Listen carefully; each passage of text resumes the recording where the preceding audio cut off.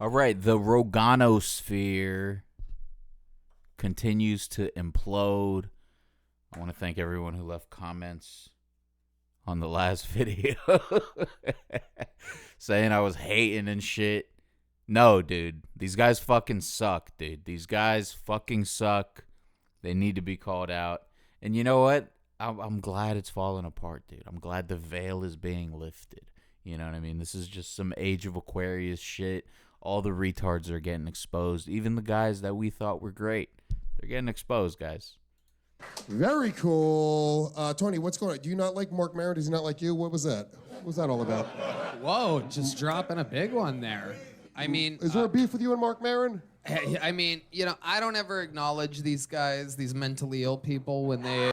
Yeah, mentally ill people, you know what I mean? One of the first podcasters, the first podcaster to be acknowledged by a U.S. president.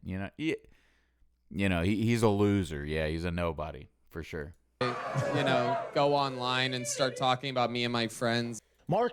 At the end of the day, all Tony does is sit on stage, and makes fun of comedians or not even comedians. He makes fun of people who go tell jokes for a minute. Some have done comedy for a while. Some have never done comedy. That's all you do, bro. How hard is it to be funnier than the guys that go on the stage on the Kill Tony contestants, right? How hard could it be? And he's still not the funniest on the show. Ric Flair was 1,000% right about Kill Tony and everything they got going on over there. A fossil. So his demo's 45 to 77. No. So's Rogan's, bro. My fucking bad. So is Rogan's. Shab is like touched, bro. Like, listen, Maron's a soft. Jesselnick's different than Mark. I like Jesselnick. Jesselnick's different than Mark.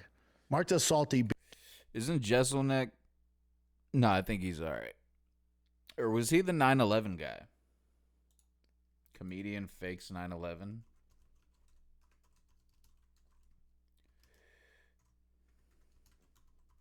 Is that Jesselnick or is that Renazizi? Yeah, Renazizi. Yeah. Idiot. All right, so it looks like the Rogan sphere has officially started coping over Marc Maron calling them out on a bunch of different He's old. He's a fossil. Shut the fuck up, dude. Like, that's he's still right. He's still fucking right. podcasts a few weeks ago, because over the past 2 days, Tony Hinchcliffe, Brendan Schaub, and Chris allegedly D'Elia have all spoken about the issue and seem to be extremely butthurt about it. I mean, the best thing about D'Elia, he was like the only two things that I know him from as far as like acting roles, he's a PDF in both, bro. Okay? Like, I don't... The fact that they're even talking about it shows how triggered they truly are. Like, they're some of the most hated comedians of our generation, and they mostly ignore the hate that they get on a daily basis. Look at this freak, dude. Look at this. Marc Maron, however, was an established comedian that went straight at their throats, and they are completely flustered by it. Because, as you'll see shortly, instead of addressing any of the actual solid critiques that Mark made of these guys, they've instead just resorted to the age-old cope of he just hates us because we're rich and famous, which dances around the cold hard facts that Maron said about the Rogan sphere. I mean, it's one thing to pick on the vulnerable and the marginalized, but I mean, they're down. Yeah. I mean, like, they're down. Why do you got to keep hitting them unless you're a hack? Now, there's a question. Wow.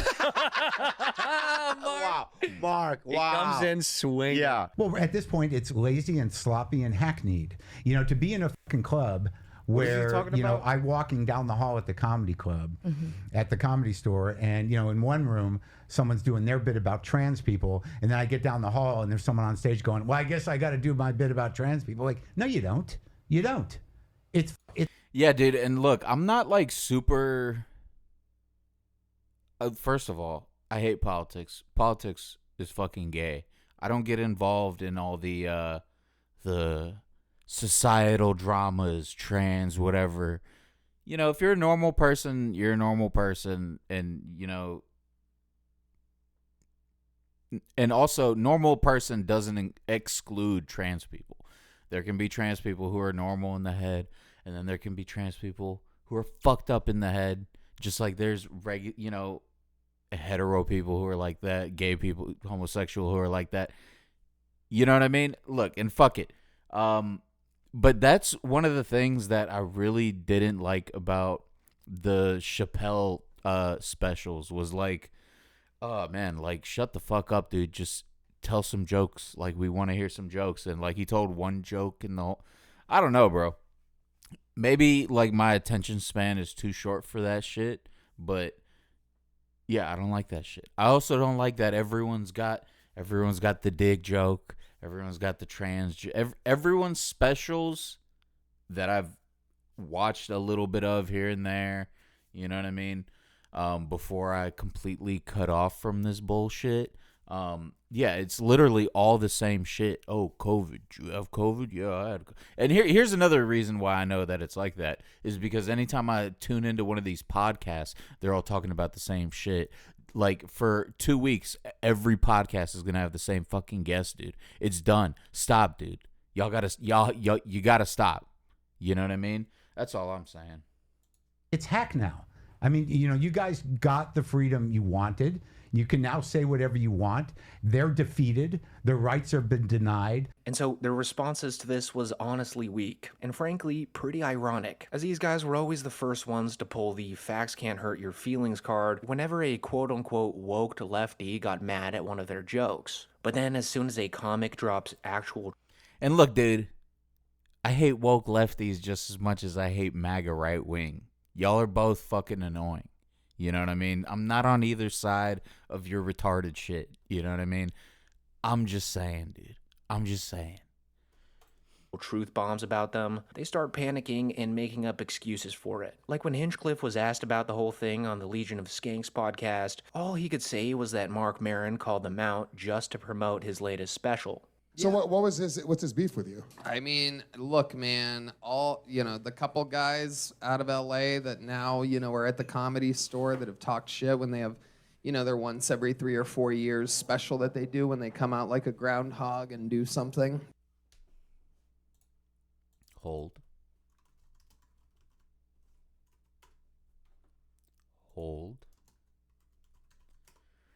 Let's look up Tony Hinchcliffe specials. Okay, what did he say? Once every 3 or 4. Once every 3 or 4 years. So between 2016, when Tony Hinchcliffe put out One Shot, which I'm pretty sure you can't find anywhere now because it was so fucking bad. It took 4 years for him to come out with Making Friends, right? And then it took him 5 years to come out with Kill or Be Killed. I guess that's the Kill Tony podcast bullshit. What are you talking about, Tony? Now, we're at the Comedy Store that have talked shit when they have, their once every 3 or 4 years special that they do when they come out like a groundhog. Yep. So 3 or 4 years, nothing like the 5-year breaks that Tony takes. And I don't want to hear, he's on Kill Tony every week. Well, these guys say they go out and do 5 sets a night for $5 each, so that's not all that impressive, bro. Do something. Like, what the fuck are you talking about? Their new thing is like suck on that, Pauly Shore. I read between the lines.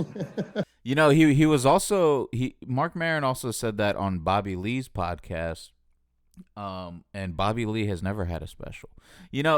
I really hate that I know that. Like, I like Bobby Lee, but I also feel like I learned a little too much about the podcasting and comedy shit. I wish I never heard a single green room story in my life. And I'm not a miserable person, dude. I'm not a hater. I'm just, I don't know. I'm spreading the news. You know what I mean? I'm spreading the news. And Maron, Jeselnik, they all are on multiple episodes of Kill Tony. They've always... Okay, so these guys looking away and embarrassed, too afraid to say anything to kill King Tony.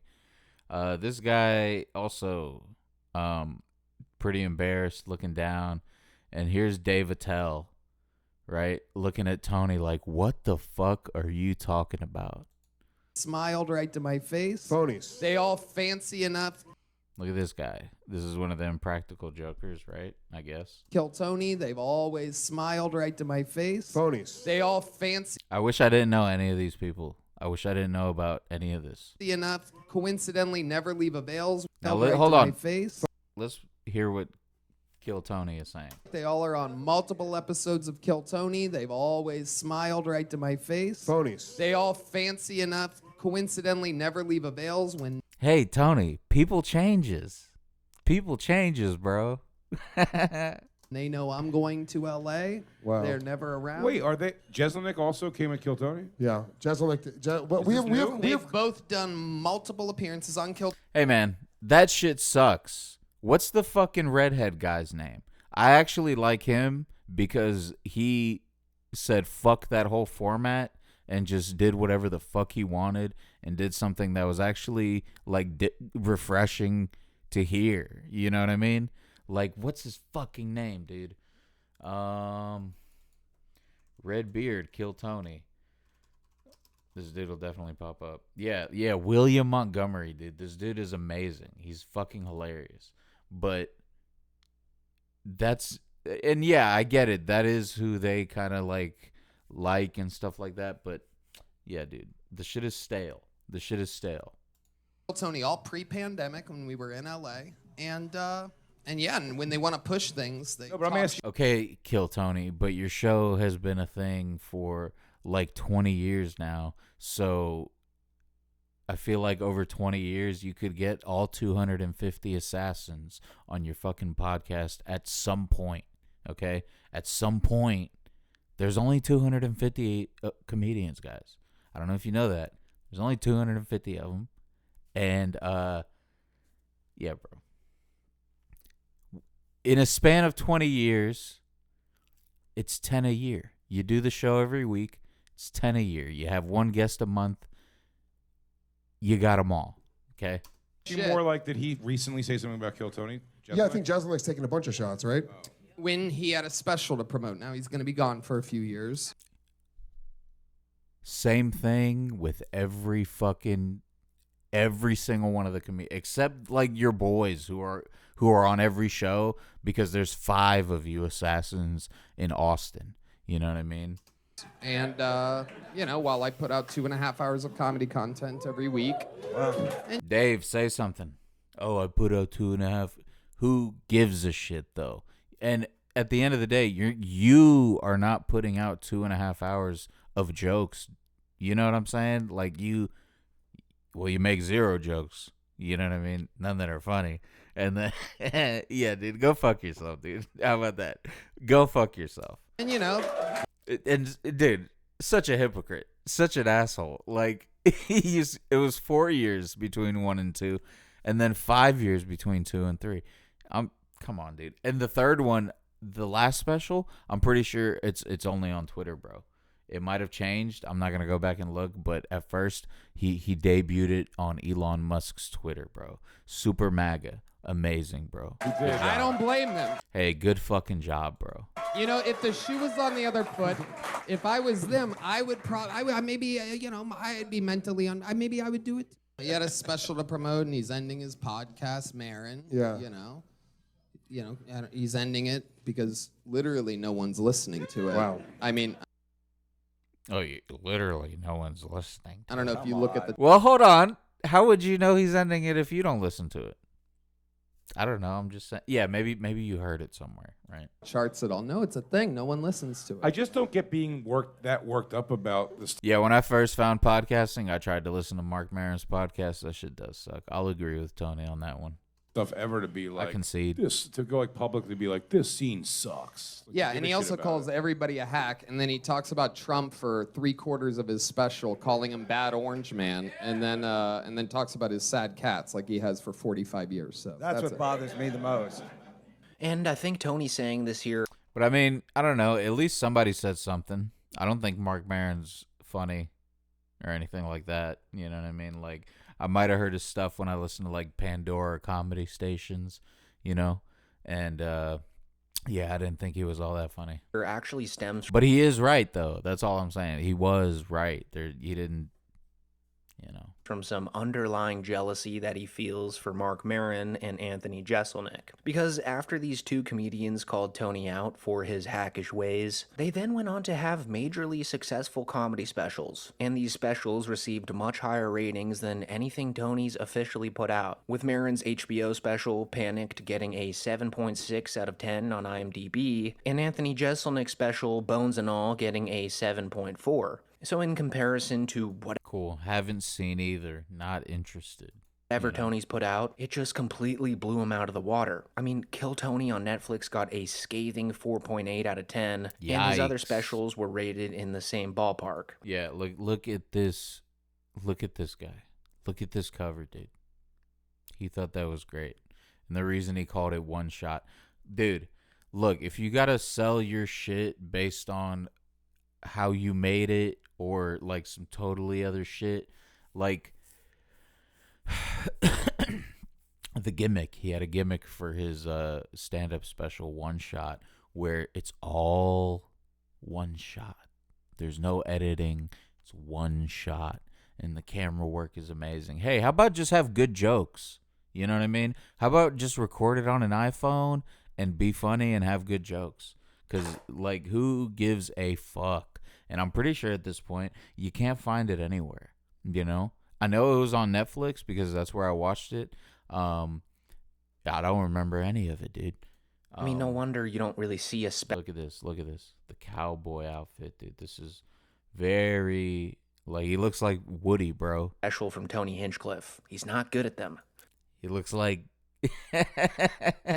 yeah, he looks like, And obviously Tony knows this. I mean, he Gothic probably Woody. has everyone's IMDb ratings memorized at this point. Also, this whole thing that Tony said about how he puts out hours of comedy podcast a week is a bona fide reach. Like Kill Tony, as successful as it is more of an R-rated talent show than a tried and true comedy show. Tony saying this would be like someone considering Wild 'N Out a comedy show. It just doesn't really make sense. So yeah, just a pretty pathetic clapback from Tony and the Legion of Skanks Gang. And ironically enough, they wrapped it all up by saying how Mark calling them all Nazis is a very hacky thing to say, while at the same time being incredibly unfunny talking about it. Like, just take a look at how Dave Smith bombs in this next clip here. So he's calling you guys and Joe Rogan. He's right. Is that what's oh, happening? wait, Dave Smith. Yeah, I feel like he fancies himself a politician or a political debate guy. You know what I mean? He's great. Yes, the Essentially- two biggest most watched podcasts. Which is such a Yes, crazy yes. hack thing What a at this point. Shut the crazy. fuck up. I mean, like the whole Nazi thing. Like, I just kind of feel like that's such a And to be fair, like Kill Tony is like an idea that's, different from the average podcast. You know what I mean? But yeah, that's again, 2016 thing to be still not that funny. calling comics. Yeah, To have dude. another comic doing it, it's fucking You're whack. 2000 and late with that. You're so 2000 and late with We'd that Nazi prefer comment. to Wow, be that's so called funny. hilarious Okay. Nazis. Thank you. And so I also think that Hilarious Nazis. Prefer to be called hilarious. Hilarious Nazis. Yeah. All right, dude. You're fucking cooked. Nazis. Thank you. Thank you. That's how you know the joke's bad. Instead of laughing, one guy to your left says, "Thank you." Late with We'd that Nazi prefer comment. to be called It's fucking such a Not only that, the fools repeat. He says it twice. 2016 thing to be calling comics. Yeah, To have dude. another comic doing it, it's fucking whack. You're 2000 and late with that. You're so 2000 and late We'd- with that. So an edit, maybe this guy who made the video edited this part, but to say it twice, come on, dude. Yeah, To have dude. another comic doing it, it's fucking whack. You're 2000 and late with that. You're so 2000 and late we'd with that Nazi prefer to comment. be called hilarious Nazis. Hilarious Thank you. Nazis. What an idiot, So dude. I also think they're missing the entire point of why Marc What Maron an called them out idiot. too. Because Marc Maron calling Tony and Rogan out for being right-winged bomb Look at Gothic Woody over here. Look at him. Jesus. Buddy. Experts barely scratches the surface on this whole message in these podcasts. Maron truly hates how these guys have come to represent comedy nowadays, because not only are they unfunny, but they act as if they're in this high society, cult-like fraternity that normal people would never understand. I mean, just the other day, Joe Rogan was on his podcast preaching for the 1000th time about how normies could never begin to comprehend the genius level of ball busting that him and his pals do, which comes off to the general public as completely pretentious, especially considering that there's some. But also, you remember he says all that shit, but then he'll also say, "Oh, but anybody can do like he I think at one point he went from anybody can do comedy to there's only what 200 and shut up, man. Some of the least funny stand-up comedians alive. Fucking can justify a lot of stuff because that's in the culture. Like, our culture is talking shit to each other. Like, the way we talk shit to each other, like, there's a lot of... See, so any Joe Rogan dick riders, dude, it's not needed. Even he understands what I'm doing, which this guy doesn't get any jokes. I don't know if you ever caught that. People will be on his podcast making jokes all fucking day, and he will get none of them. He will understand none. Maybe because those people aren't funny. I don't know. People in a lot of other jobs that would have a giant problem with what you and I think is awesome. Yeah. Right. Like, if you cracked on me and it was fucking awesome and we're all howling, like, I could get you in real trouble if we were accountants. Seriously. You know? Yeah. If we were accountants, that'd be a giant problem. Joe. So we're used to fucking with each other, and we're used to laughing about stuff, and we're used to saying ridiculous shit that we don't really mean just for fun. Oh, I mean it. Most people aren't. So this is our culture. This would freak, like, if you got normies and you brought them into the green room. So, normies don't understand that comedians are just trying to be funny and they're saying things they don't mean. But comedians don't understand that we're trying to be funny, but we actually mean what the fuck we're saying. Very interesting, Joe. Room of the mothership. We're all just hanging out one night. The room or the mothership? He wanted to talk about the fucking green room. Like, if you got normies and you brought them into the green room of the mothership, and we're all just hanging out one night, just talking and having fun, you'd probably freak them out. Like, people talk like this. Like, Jesus. Oh, it'd freak them out. People talk. Yeah, because you guys aren't funny, dude. Probably calling each other trans and shit. Chris, you guys are at work and you talk like this? This is crazy. Like, Joe Rogan would be scared, but if he walked... Yeah, I don't know about y'all, but I say what the fuck I want at work. I used to have a job where I would call one of my coworkers a PDF, like not to him, but to him and around everyone else. Like, it became a thing where everyone else, like, I say what the fuck I want at work, dude. Like, it's I gotta be here, so you gotta deal with me, bro. You know what I mean? Walked onto any construction site, he would quickly see that there are many normies that are way funnier than him. Exactly, but anyways, bro. Brendan Exactly. Schaub and Chris D'Elia also spoke on the Marc Maron call-out recently, which was somehow sadder and more pathetic than what Tony had to say about it. Because as hated as Tony is, he's at least in the same stratosphere as Rogan, Maron, and Jeselnik. They're all comedians that are actively producing content on the biggest platforms right now. And even if you hate Hinchcliffe with all your heart, you have to admit that his ceiling is far higher than the golden hour. That's actually a really good clip. The one that I hope he would have. Cliff with all your heart, you have to admit that his ceiling is far higher than the golden hour podcast guys. I mean, Yeah, those guys are pathetic, bro. Like, Eric Griffin, he was on Workaholics, and he was funny in that, and I loved him. You know what I mean? As his character, at least. The more you learn, you know, the worse it gets. And he's not even the worst one on the fucking podcast. You know what I mean? Like, they got D'Elia, guys. They got Chris D'Elia on the show. What the fuck, Bob dude? and D'Elia were completely left behind around 5 years ago. By now, they're at the lowest point in their careers. So what they making like $40 on YouTube a month. Had to say about Maron here really just turned into a rant about how they were all kicked out of the Rogan sphere. And Schaub, of course, thinks that Rogan kicked D'Elia and Callen out, but really him saying this is just a projection because Brian Callen has officially re-entered the Rogan sphere at this point. Like, he does more shows at the mothership than Shane Gillis, and he's actively touring. Well, what most people don't know is Brian Callen probably lives in the mothership because he needs a place to stay. So it should be no surprise that he's there. And dude, he's got to get the $5 for the spot. Bring the United States. But it's just a weird. I just think $20 for inflation, guys. I'm sure they're getting paid more than $5 for a spot, but 25 max, bro. You know? It's a weird podcast. So Brian Callen's there doing spots all day, dude. He's doing spots from when they open to when they close, dude. He's just farming, dude. You know what I mean? Tour, getting them press views. Tour to basically, we're not even talking about his special. All we're talking about is like what he does, what he says. He's just about He's just people. salty. And I think that's He's that's just sucks. salty. I don't think it's good for the brotherhood. I don't like that shit. Yeah, it makes Brotherhood. What brotherhood do you speak There's of? no The one brotherhood, that yeah. kicked my friends out of the brotherhood? there's no The one that kicked my friend Chris and Brian out? What fucking brotherhood? Well, that's what I'm saying.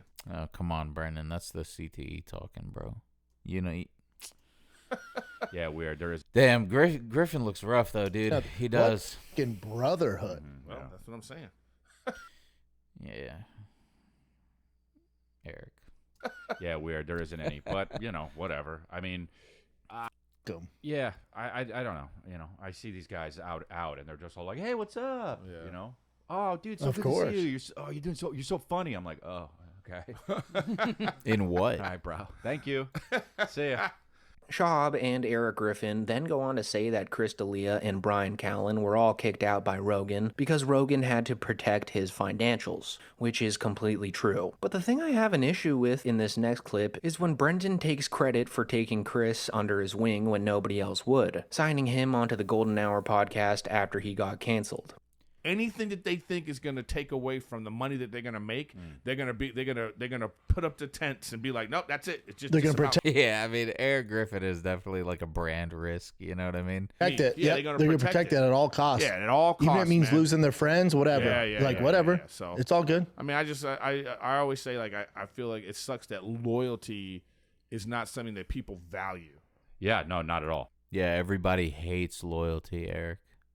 Everybody. And it's weird too You know? because Except for your boy here. Yeah. Oh, there's a few. There's a Hello. few. I mean, you moved too, though, bro. Like, he moved too, and he's got to fucking zoom in on the fucking, for the fucking show. There's a few. No, there are a few. Oh yeah, who else? Who else, Chris? There, Who there else? are people. Name Well, I 'em. don't. I don't know if they want yeah? to speak of them, but in the spotlight. In the spotlight. well, but no, but God, dude, I don't know if they want yeah? to speak of them, but in the spotlight. In the spotlight. well, but no, but that you're yeah, but nobody actually. Chris's shirt is, like, more wrinkled than mine, dude. Like, come on, dude. But that's a thing where nobody cares. Like, Brendan paints this as some kind of heroic act that he did for Chris, but in reality, Brendan desperately needed D'Elia to save the King and the Sting when Theo Von Just a bunch of quirky boys, you know? left Brendan's ass for greener pastures. Like, Brendan hiring D'Elia was a completely financial decision, and the fact that he had to hire an alleged predator tells you everything you need to know.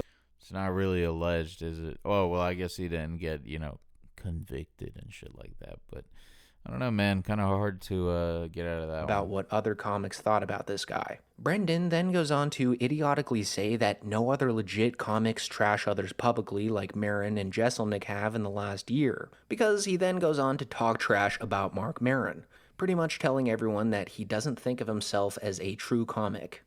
I have a problem with everyone going on podcasts and talking shit about everyone.